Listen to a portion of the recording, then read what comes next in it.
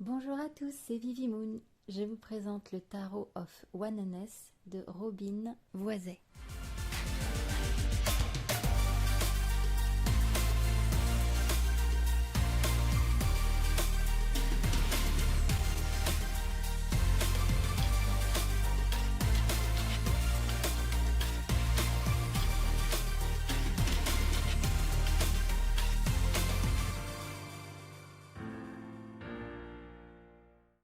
Alors vous m'excuserez un petit peu, je suis un peu malade donc je vais pas être très en forme. J'ai reçu ce tarot il n'y a pas très longtemps et je l'attendais, je crois que c'est un des tarots que j'attendais avec le plus d'impatience. Donc il était sur Kickstarter et en fait j'ai vu juste quelques cartes et d'emblée j'ai dit je le veux. J'aime beaucoup la façon dont sont abordées les cartes, vous allez voir, c'est très intéressant. Il est très lumineux, très coloré. C'est un arc-en-ciel dès qu'on l'ouvre, hein. Et franchement, il est magnifique. Donc, auto-édité, bien sûr. Tarot of Oneness, donc Oneness, c'est le tarot de l'unité. Il arrive dans une très jolie boîte en dur avec un petit vernis sélectif.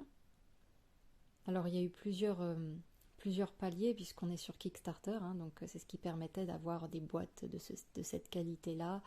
Voilà, c'est arrivé avec quelques autocollants, deux cartes en grand format.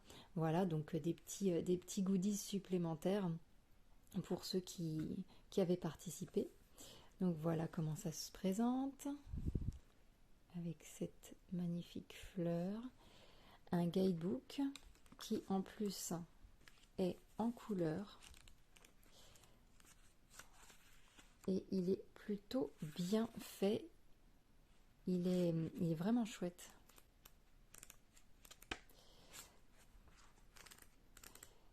On a reçu également une carte, un grand format avec deux exemples de tirage supplémentaires. Voilà, donc un guidebook qui est de qualité. Alors évidemment, hein, je vous apprends rien, c'est en anglais, n'est-ce pas? Alors peut-être qu'avec un peu de chance, ceux que ça intéresse, il sera disponible sur le site de l'auteur, peut-être si elle en a un. C'est pas impossible, hein, qu'elle ait du stock à avoir, à confirmer. Alors, hop, l'intérieur avec un petit lapin. Voilà. Le dos des cartes, très beau. Et le grammage est pas trop mal. Je ne sais pas si c'est du 350 très honnêtement, mais c'est pas mal. C'est un petit peu comment ça glisse, hein, mais c'est un petit peu c'est pas glacé en tout cas. Voilà, c'est mat. Ici, on a des tranches couleur pêche. Alors ça se voit peut-être pas trop, hein. Non, ça se voit même pas du tout à la caméra.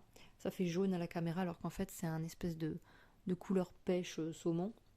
Rien à voir du coup avec ce que vous voyez. Mais voilà. Et c'est une couleur qui a été...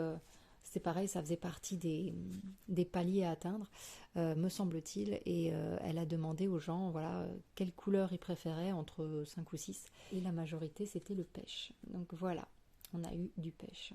Et c'est ce qui allait le mieux, je trouve, avec ce jeu. Allez, on commence. Alors on a, juste une précision, on a les 78 cartes du tarot, plus des cartes supplémentaires. Je ne sais pas si dans ses futures éditions, si elle en refait, il y aura ces cartes-là en plus, ou si ça faisait partie uniquement de l'édition Kickstarter. Mais voilà. Allez, c'est parti. Je vais me rapprocher parce que... Alors, la particularité de ce tarot qui m'a beaucoup plu, c'est qu'on est tout à la première personne. On est comme totalement intégré dans le tarot. Ne serait-ce qu'avec le fou, on a l'impression de regarder nos pieds et le vide. Enfin, le vide et cette espèce de tourbillon qui a l'air de nous appeler. Et en fait, toutes les cartes vont être comme ça. Pas forcément avec les pieds, hein, mais mais cette impression que le tarot, en fait, on est dedans. C'est nous, en fait. Voilà, et je trouve ça vraiment, vraiment sympa comment ça a été traité. Donc on a le fou. Le magicien. Vous voyez, on a l'impression que c'est nos mains. C'est vraiment comme si, vraiment comme si on était le tarot, comme si on faisait partie intégrante du tarot et non plus je tire l'empereur, je tire... Non, en fait, on est nous-mêmes la carte. On la représente nous-mêmes. La grande prêtresse. Donc là, elle est absente, hein, ça peut être très bien nous, ou bien tout simplement la grande prêtresse qui est quelque part ailleurs, ou son esprit, peu importe, ça c'est vous qui voyez. Mais on a les deux colonnes qui sont représentées par les rideaux, noir et blanc. On a ici le parchemin qui représente la Torah. Donc on a l'eau, enfin les éléments sont là. La lune. L'impératrice avec l'éléphant. Donc là on a juste quelques cartes comme celle-ci, voilà, où on a l'impression qu'on n'est pas forcément l'acteur, quoique on pourrait devenir l'éléphant avec cette trompe, hein, on peut tout à fait l'être. Donc ça c'est la trompe de la maman, et potentiellement c'est l'éléphanto, hein, ça. Donc la maman avec le petit symbole de Vénus et son petit bébé. L'empereur, où là on devient le lion, avec qui surveille sa famille dans la savane. Le hiérophant, et là on est presque le disciple, on est vraiment devant lui, on est le disciple du hiérophant. Et puis les cartes sont tellement jolies, vraiment. Les amoureux, on a les deux cartes, hommes et femmes, et je trouve ça incroyable. Elles sont magnifiques, elles ont tellement de magie. Et on nous demande presque de suivre le chemin de notre cœur en fait, hein. Le chariot, donc là on est devant le bateau et on regarde les dauphins qui jouent et qui nous donnent l'impulsion pour avancer, hein, qui suivent l'avancée du bateau. Désolée, je manque un peu d'énergie. On a la force, et là c'est notre main, hein, même si moi elle est un peu plus foncée, un peu plus bronzée cette main que la mienne, mais peu importe. On a le symbole de l'infini sur la main. Et on caresse nous-mêmes. Oh, je pourrais presque même le faire. Déjà là, caresser la gueule du l'ours. On pourrait presque le faire nous-mêmes. C'est assez incroyable. L'ermite, voilà, c'est nous. La roue de fortune, très intéressante parce que on a une partie claire, une partie sombre. Et en fait, on va se perdre dans ce labyrinthe, mais à un moment donné, le chemin sera le bon, à un moment donné, on sera plus dans la noirceur. Voilà, on va peut-être s'y perdre un peu pour aller finalement jusqu'au centre où on a cette espèce de symbole de l'arbre de vie. Et je trouve ça vraiment chouette d'avoir ce côté roue de fortune dans un labyrinthe qui finalement un petit peu c'est la vie, hein. On va rencontrer des murs, parfois on va rencontrer le bon chemin, un côté clair, un côté obscur, c'est vraiment sympa. Ah oui, le seul petit regret que j'ai avec ce jeu, c'est qu'au niveau des arcanes majeures, là vous le voyez pas parce que c'est assez éclairé, mais certaines cartes sont un peu foncées voilà, mais uniquement sur les majeures. Mais après voilà, ça passe, hein. Donc là on a la justice, très sympa. La perspective pour le pendu, donc on n'a pas forcément l'idée de sacrifice, voilà, mais on a cette espèce de façon de voir les choses avec de la hauteur, avec du recul. On a la carte de la mort qui s'appelle Mort et Renaissance ici, donc avec des symboles d'automne, hein, qui est la fin du cycle, on va dire, pour l'arbre, la rose noire, les champignons, et puis bien sûr le serpent qui potentiellement va muer, et puis là on a nos pieds. Donc c'est marrant parce qu'on regarde le serpent à nos pieds. Pareil, à nos pieds, la tempérance. Et ça pourrait être nous, hein. Donc un pied sur la terre ferme, un autre pied dans l'eau avec la plume pour représenter les ailes d'ange de la tempérance. Et là où elle met le pied, l'eau se calme. Alors que là, c'est un petit peu agité, un peu tourbillon. Quand elle met le pied dans l'eau, ça se calme. On a le diable qui est magnifique aussi. Et là, qui vraiment nous hypnotise presque. Et nous sommes devenir. Très très beau aussi. La tour, on tombe. Vraiment chouette. L'étoile. Elle est très très belle aussi cette étoile. Là c'est presque un soleil tellement elle brille, elle éclaire tout. Elle éclaire l'eau. Vraiment beau. Hein. La lune, magnifique aussi. Avec la petite araignée. Et puis la chouette bien sûr. Le soleil. Et on est sur le cheval cette fois, ce n'est pas l'enfant sur le cheval, c'est nous. Mais on a quand même encore cette idée d'enfant sur le cheval, puisqu'on a le château de sable, même si on peut faire des châteaux de sable quand on est grand, bien sûr, ça n'empêche rien. Mais voilà, c'est plus lié à l'enfance. Donc, et puis je trouve ça sympa, on a vraiment cette belle dynamique dans ce jeu de cartes. On est vraiment l'acteur dedans. On est presque emporté. L'Awakening, donc ça c'est l'éveil pour la carte du jugement. Beau, hein, c'est beau. Hein. Je pourrais m'extasier sur toutes les cartes. Et puis le monde, avec cette envolée de papillons. Je crois que ces papillons-là sont connus pour justement partir tous ensemble en mode groupir parce qu'ils migrent vers un autre pays. Donc c'est une bonne idée aussi d'avoir fait le monde avec ça. Donc là on passe aux cartes bonus, donc la carte du Higher Self, donc son moi supérieur. Voilà.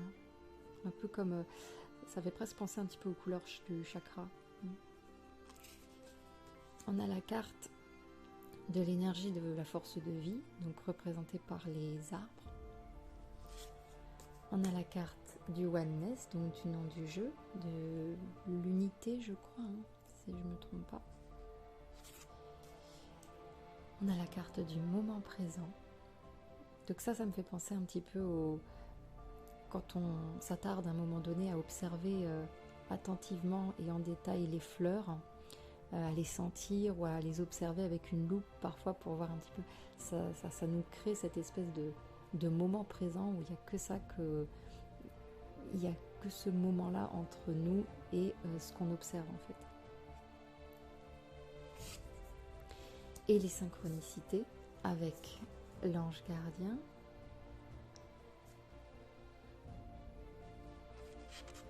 Et on passe aux coupes avec l'as de coupe et cette jolie petite loutre et la représentation de la colombe qui se reflète dedans, les lotus, adorable, et l'eau elle coule. Deux de coupe, très très jolie. Cette alliance représentée avec mes deux petits doigts qui s'entremêlent. Trois de coupe. Là, on n'a pas le côté festif qu'on peut voir parfois avec les coupes presque du champagne, mais on a un aspect très cocooning, très petit goûter entre amis, à bavarder tranquillement, les derniers potins, voilà, chacun son petit truc, un chocolat, un thé, un machin. Et ouais, on a ce petit partage tranquille en fait, sans avoir forcément de quelque chose de très fast ou d'excessif. Là, on est vraiment dans un moment presque intime. 4 de coupe, très sympa puisque le 4 de coupe représente un petit peu quelque chose qui nous ennuie ou quand on a un peu, on perd le goût de quelque chose un petit peu. C'est comme ne pas voir les couleurs du monde en fait. Donc les couleurs ici sont là et puis c'est nous qui empêchons presque aux couleurs de venir colorer notre monde, hein. Donc on a ce côté un peu, je suis un peu blasée, voilà, je vois juste pas les couleurs. 5 de coupe, j'adore la représentation, c'est une fenêtre, il pleut, voilà, la tristesse, le chagrin, enfermé derrière son lieu de vie, ou voilà, derrière sa fenêtre, et puis il n'y a rien qui nous anime, voilà, on est triste. Mais bon, malgré tout, cette 5 de coupe, elle Elle me fait pas du mal, je la trouve presque apaisante en fait. Mais bon, ça c'est parce que moi j'aime bien la pluie sur les carreaux. 6 de coupe, trop mignonne aussi, avec ses souvenirs un peu d'enfance, représentés partout. Scooby-Doo. La 7 de coupe. Bon, là, la personne n'a pas l'air de trop se prendre la tête, hein, comme dans le Suffi Tarot que j'avais présenté, où on avait la femme qui avait tendance à un petit peu se prendre la tête sur toutes les options qui se présentaient à elle. Là, pas du tout, hein, là, c'est plus de la rêverie, du fantasme, voilà. C'est plus cool. 8 de coupe. Et là, on est prêt à couper un lien. On ne sait pas si c'est une bonne chose, une mauvaise chose. Est-ce que c'est bien de couper le lien? Est-ce qu'au contraire, ce lien qui va se rompre, il y a quelque chose qui va qui va se perdre, hein? Est-ce que c'est la seule chose qui maintient encore en vie, ou est-ce que... Voilà. 9 de coupe. Là, on a des pieds de canard, donc on est devenu un canard. Et on a cet œuf doré parmi tous les œufs qu'on a, qui est encore plus précieux que les autres, potentiellement. Et la 10 de coupe avec une famille d'orques.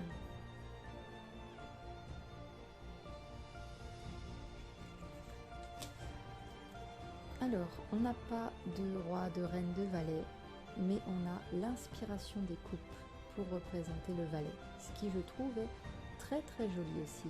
C'est une très belle façon de voir les choses. Oui, très très joli. On a l'action des coupes qui représente le chevalier, et effectivement, le chevalier, c'est le missionnaire, c'est celui qui agit. Donc cette magnifique roseraie là, c'est très romantique pour un chevalier de coupe. On voit son ombre ici. Vraiment, c'est très délicat, c'est très bien amené tout ça. L'esprit des coupes pour la reine. Et là, nous sommes la reine. Voilà, notre robe bleue. On a les coquillages, la mer. Voilà. Toute cette vie dans l'eau. Et pour le roi, on a, hop, Embodiment of Coupe. Je vous mettrai la traduction, parce que là, elle me vient plus. Ouais, je me rappelle plus. Mais je vous mettrai ce que ça veut dire.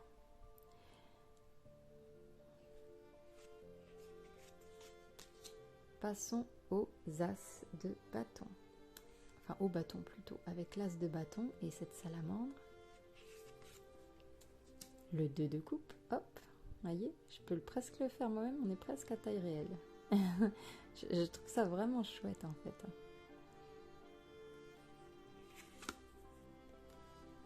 Le 3 de bâton, on a vraiment un bel élan. Le 4 de bâton, et là on a le côté festif, hein.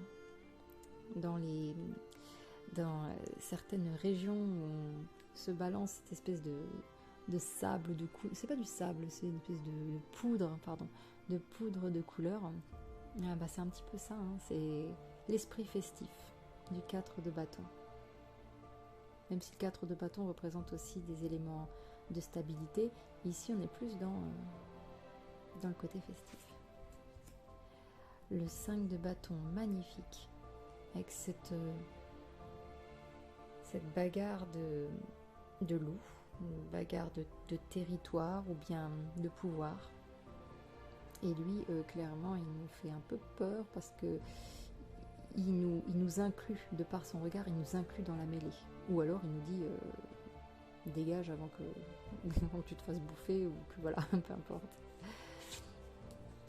6 de bâton, très bien amené, hein, avec en plus de nos jours cette idée de célébrité, d'être toujours sous le feu des projecteurs, d'être sous les caméras, voilà, et l'appareil photo, tout ça. Donc là, on a ce côté un petit peu brillant.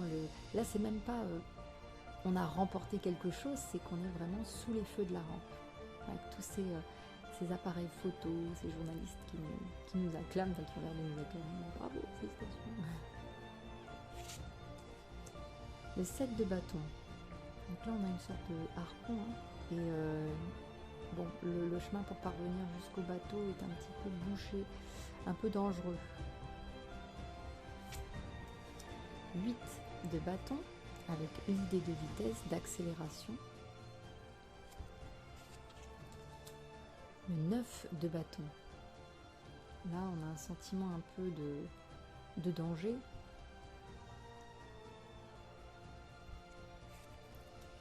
Et le 10 de bâton. Voilà, clairement on a ce gros rocher qu'on doit se trimballer tout le long du chemin, donc le poids sur nos épaules, le poids dans nos vies, un poids pour avancer. L'inspiration des bâtons, donc le valet, magnifique bougie créatrice. L'action de bâton, une traversée du désert.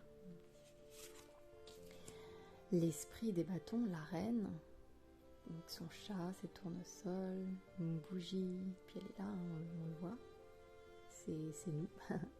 Vraiment l'impression de me pencher et de voir mon chat en fait. Et le roi de bâton. Donc on a toujours son sceptre, sa couronne, je crois, un élément qui se rapporte au roi, et en arrière-plan le trône.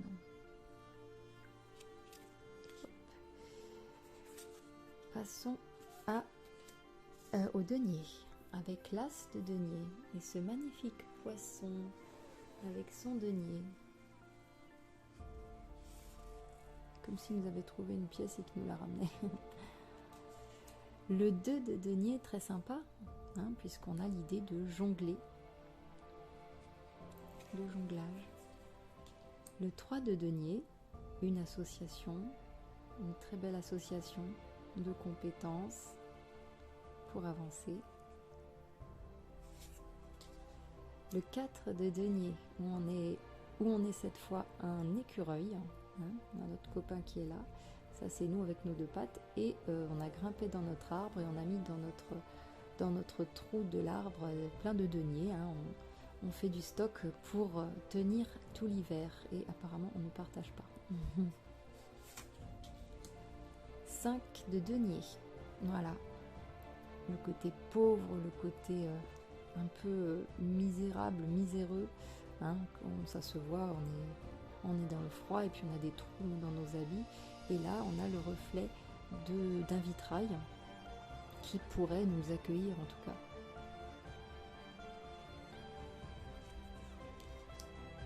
De denier, donner, recevoir, donc on a quelqu'un qui est dans le besoin et on a presque envie de mettre une petite pièce dedans. 7 de denier, avec cette belle plantation de jeunes pousses. Le 8 de denier, voilà, un perfectionnement de ses compétences, quelque chose de précis. 9 de denier, donc là on n'a pas la dame, hein, mais on a ce bel oiseau dans son petit jardin, sa petite maison, quelque chose de très protégé, de très luxuriant. Et le 10 de denier, avec l'association de toutes ses mains, qui pourrait représenter tout le soutien familial, tout ce qui est l'hérédité, la transmission aussi. L'inspiration de denier pour le valet, avec les idées qui émergent.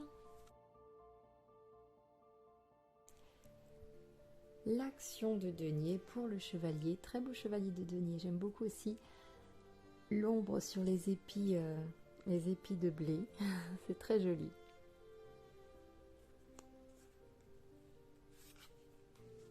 L'esprit de denier, donc la reine de denier avec son petit lapin, du vert partout, très joli.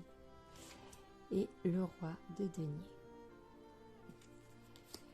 Les épées. On a un très bel as d'épée avec ce perroquet qui nous tend une plume. Le 2 d'épée, avec 2 portes. On a les clés ici en plus. Hein. Mais on a 2 portes qui se présentent à nous, 2 plumes, et qu'il faut se décider. Le 3 d'épée, magnifique aussi, ce cœur brisé. 4 d'épée, donc là on a quelqu'un qui est en méditation apparemment, donc avec un bol chantant, une espèce de chapelet je dirais, voilà, les jambes croisées, et est en méditation. 5 d'épée, très intéressant, on a quelque chose d'aride, et c'est même cette coupe qui apparemment autrefois a été gagnée, à présent ne représente plus qu'un vieux souvenir, puisqu'elle ternit des branches qui grimpent dessus, enfin voilà, là c'est une gloire passée qui n'existe plus ou qui n'a pas été entretenue en tout cas. 6 d'épée, une jolie traversée de l'ombre vers la lumière.